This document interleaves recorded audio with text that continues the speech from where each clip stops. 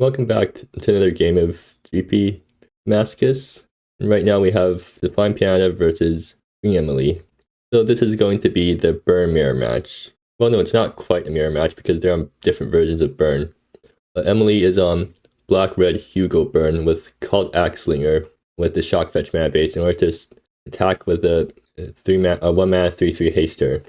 And meanwhile, the Flying Piano is on mostly mono red burn, but splashing green and white for endless helpless souls. And it'll be interesting to see how the decks match up against each other. I think Emily's deck is faster right out of the gate, but Flying Piano's deck has more staying power. Although Emily's deck also has, well, I guess they mulligan it, or they Hugo it, yeah. But they had Rapacious Rattler, which is a huge blowout in these sorts of matchups because Rapacious Rattler, when it enters the battlefield, you get to Arc Lightning, so you just get to kill a bunch of your opponent's guys.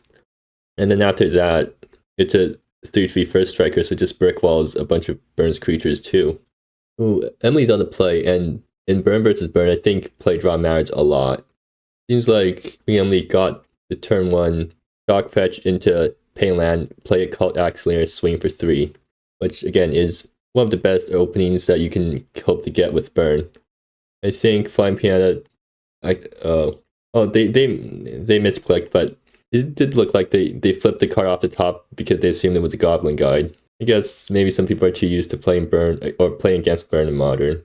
And are they doing a judge call now because of revealed cards? Okay, well that's a pretty early judge call, all things considered. Okay, judge call is over. And anyways, well, Flying Piano didn't even take their turn yet, so that's pretty early judge call. So it seems like Flying Piano is, well, they're already behind because they're on the draw, but they're even more behind because they have called Axlinger, but no way to enable it on turn 1. So they're gonna play Pagan Archer instead. I guess, well, do they want to chump with Pagan Archer? Probably not, right? And yeah, Queen Emily enables Cult Axlinger yet again. I mean, not like they couldn't have enabled it with Assault Charm or Unjust Sentence, but now they get to self-enable the cult and I guess play the Hugo this turn instead. Or, no, that they decide to fetch Lavatorn Fields instead. Do they not have a basic? Well, they have a bunch of basics, so why didn't they fetch a basic there then? Okay, seems like Queen Emily also made a misclick. And they decide to fetch Crumbling Precipice. I would fetch Mountain there because you already have a Crumbling Precipice to do the self-ping thing. And they're going to use Rogar's Gambit to clear away for Cult Axlinger. I guess that's alright, yeah. They're going to Just Sentence again. So yeah, fetching Crumbling Precipice instead of Mountain there, I feel like probably is a mistake. Unless Queen Emily is trying to self-enable Cult with your Pain lands. Like in a Burn versus Burn matchup, your life total does matter, so like fetching basics instead of paying your face from all these guys does matter. And Flying Piano played their own Cult Axlinger and swings in for 3. Oh, Rapacious Rattler. Or actually, yeah, I can see why Emily decided to first make the Rapacious Rattler because there's no guarantee that you'll be alive to cast it. In this super fast matchup, you might not even have 3 lands by the time you get there, and they're going to use Basalt Charm as a removal spell. I guess because they're at 6 life, so they're super desperate at this point. And they swing for 1 with Cult Axlinger. Kind of fortunate that they only have a way to enable it, and they're not going to play Suitor of the Sea, because, yeah, I assume it's because they'll be taking too much damage from it. And Flying Piano finishes off the game with a Scorch plus a Sword on board. Yeah, they take game 1, even though they were on the draw. And it seems like Queen Emily fetching Crumbling Precipice instead of Mountain there might have actually mattered, because that did ping them for basically 2 life over the course of the game. Or it pinged them for 1 and prevented them from casting a spell next turn. So look at sideboarding. Queen Emily, they're running No Good Gun Pointer just for, which is like a silver bullet for the Burn Mirror, but they didn't draw any of them in game 1, even though they're running at main board.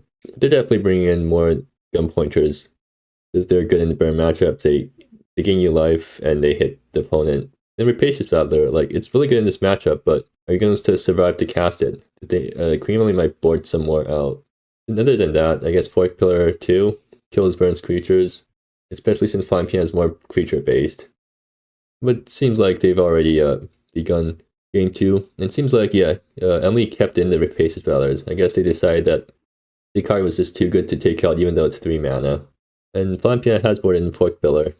Did Flying Piano... Flying Piano's not keeping this hand, it's too many lands. They're definitely keeping this hand though. Plenty of creatures and some burn to back it up. So Queen Emily also has quite a good hand. They have turn 1 call into turn 2, attack for 3, and then might just Hugo and attack for 3, right?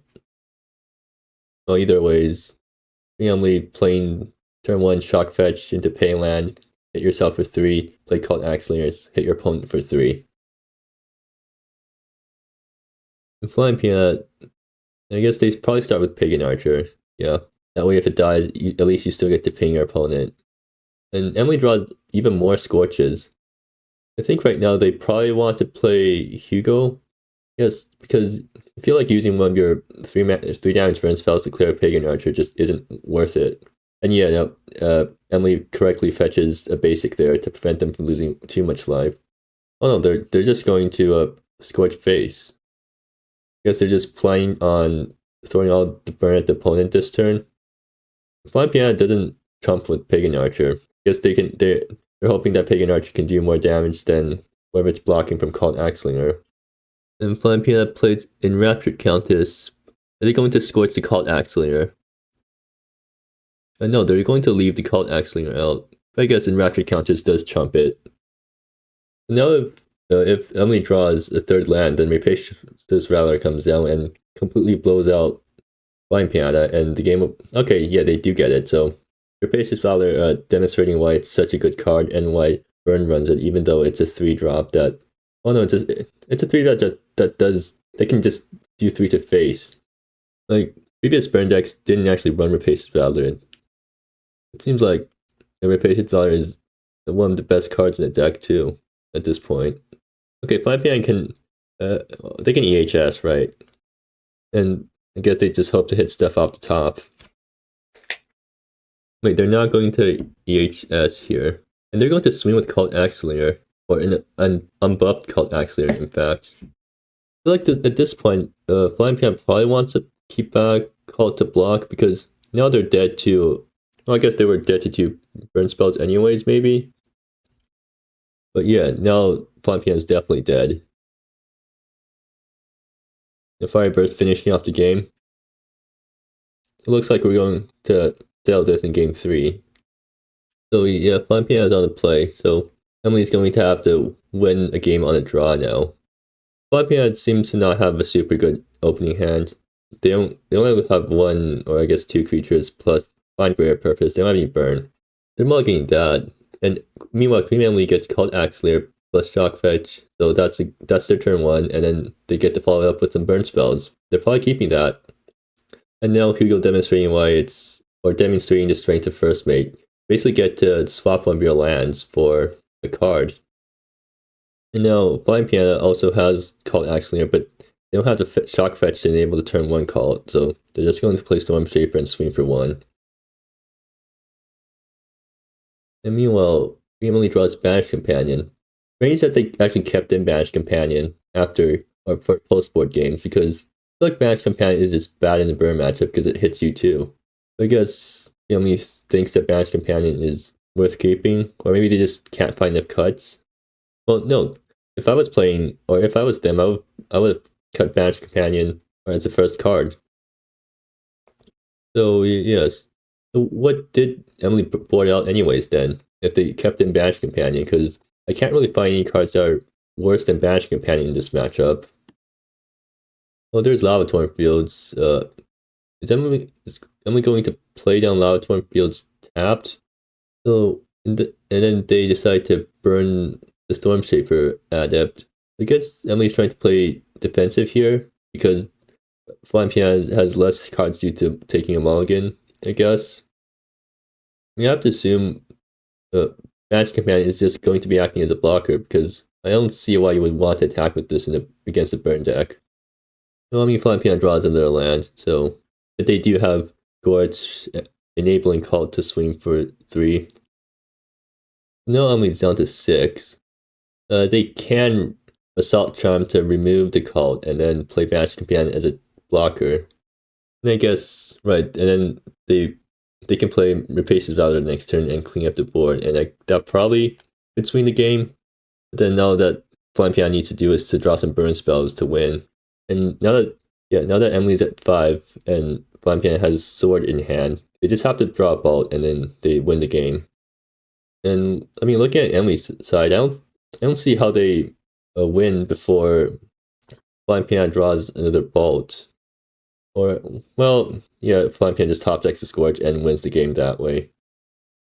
So yeah, a very fast matchup.